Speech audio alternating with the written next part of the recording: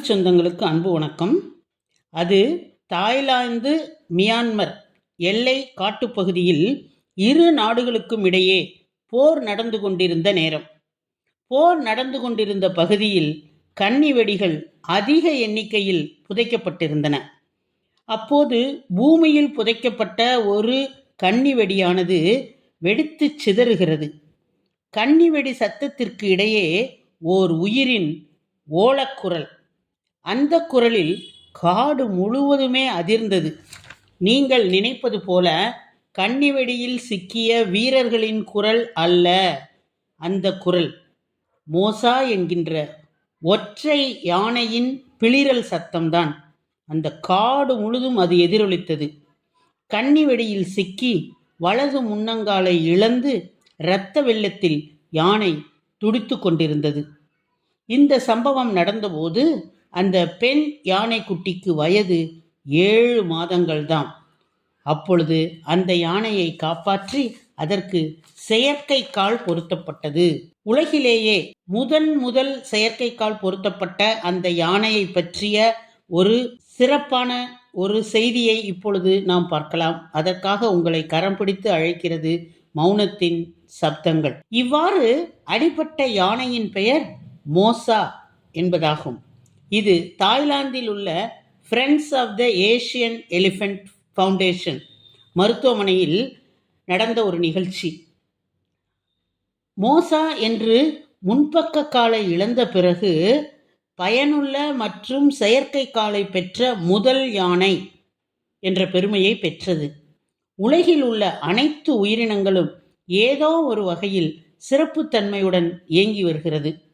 அவற்றுக்கு ஏதேனும் ஒரு விதத்தில் பாதிப்பு ஏற்படும் போது உடல் உறுப்புகள் சேதமடைகின்றன.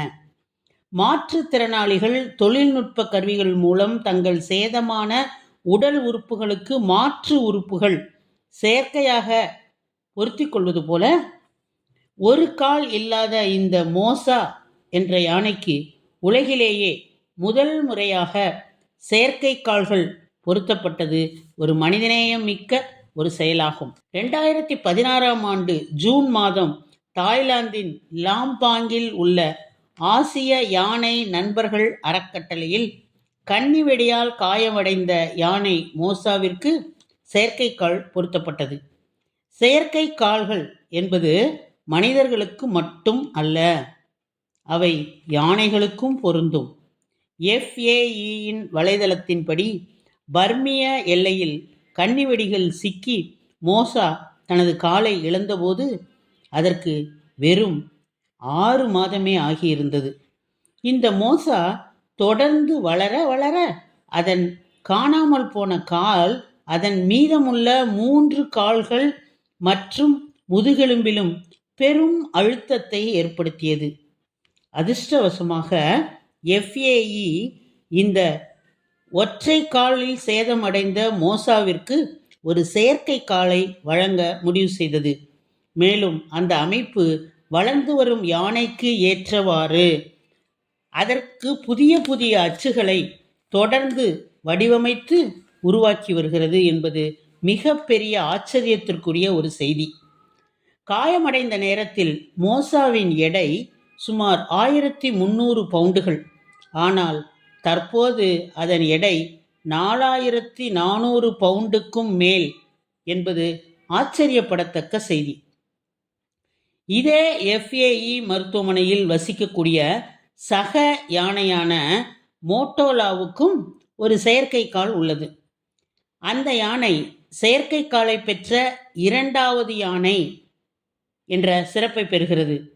மோசாவுக்கு பின்னால் இந்த யானைக்குத்தான் 2வதாக செயற்கை கால் பொருத்தப்பட்டது. கால் இழந்த யானைக்கு செயற்கை கால் பொருத்துதல் என்பது தற்போது உலகத்தில் பல இடங்களில் வெற்றிகரமாக செய்யப்பட்டு வருகிறது.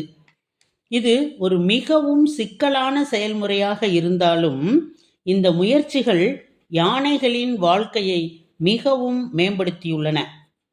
மோசா யானைக்கு மருத்துவர் டாக்டர் தெட்சாய் ஜிவாகேட் அவர்கள் இந்த செயற்கை காலை வடிவமைத்து அதற்கு பொருத்தியுள்ளார்.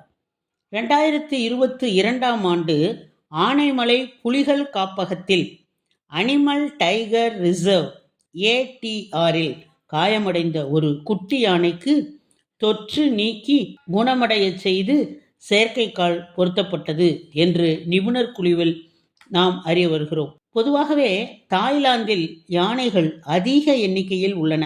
தாய்லாந்தில் உள்ள யானைகள் பாதுகாப்பு மையம் 2000 யானைகள் முதல் 3000 யானைகள் வரை வைத்திருக்கின்றன.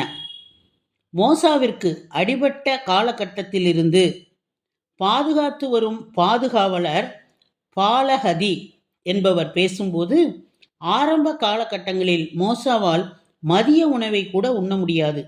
என்னை பார்த்து அழுது கொண்டே இருக்கும். என்னிடம் உள்ளபோது அதிகப்படியான அன்பை அது வெளிப்படுத்தும். நாள் ஆக ஆக மோசாவின் எடையும் கூடிக்கொண்டே சென்றது.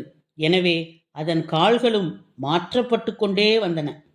ஆனால் எதுவும் நிரந்தரமான தீர்வை கொடுக்கவில்லை. ஆனால் தற்போது காயம் முழுமையாக குணமடைந்துள்ளது. இதற்காக நன்கொடைகளை அள்ளி கொடுத்த நண்பர்களுக்கும் மருத்துவர்களுக்கும் நன்றியறிதலை நாம் தெரிவித்துக் கொள்ள வேண்டும் என்று கூறுகிறார். யானை மருத்துவமனை நிறுவனர் மைக் ஸ்பிட்ஸ் என்பவர் கூறும்போது, மோசா வெறும் கால்களை மட்டும்தான் இழந்திருக்கிறது. அது நீண்ட நாள் நிச்சயமாக உயிர் வாழும். அதனால்தான் மோசாவிற்கு உதவி செய்ய வேண்டும் என்று தீவிரமாக நாங்கள் களமிறங்கினோம். அதற்கான தீர்வுதான் இப்போது மோசாவிற்கு பொருத்தப்பட்டுள்ள செயற்கை கால். மோசா வசிப்பதுதான் உலகில் முதல் யானை மருத்துவமனையும் கூட என்பதனை அவர் எடுத்துரைக்கிறார். மோசா என்ற சொல் மஸ்த் என்ற ஆண் யானையின் ஒரு குறிப்பிட்ட நிலையை குறிக்கிறது. இந்த காலமானது மிகவும் ஆக்ரோஷமான மற்றும் இனப்பெருக்க ஹார்மோன்களின் அதிகரிப்புடன் கூடிய ஒரு காலகட்டமாகும். இந்த நிலையில் யானைகள் மிகவும் ஆபத்தானவையாக இருக்கக்கூடியவை. இவ்வாறு காயமடைந்த அந்த மோசா யானை ஊனமடைந்து விட்டதை எண்ணி கண்ணீர் வடித்து கொண்டே பல நாட்கள் சாப்பிட மறுத்து சோர்ந்து போய் காணப்பட்டதாம். பிளாஸ்டிக், மரத்தூள் மற்றும் உலோகங்களை சேர்த்த கலவையால் மனிதர்களுக்கு பொருந்தும் செயற்கை கால்களைப் போலவே மோசாவிற்கும் ஒரு செயற்கை காலை மருத்துவர்கள் தயாரித்தனர். இந்த யானையை தவிர 2007ஆம் ஆண்டு 1 வயதிற்கும் குறைவான வடகிழக்கு கம்போடியாவில் உள்ள ஒரு காட்டில் தனியாக அலைந்து கொண்டிருந்தது சவுக் என்னும் யானை.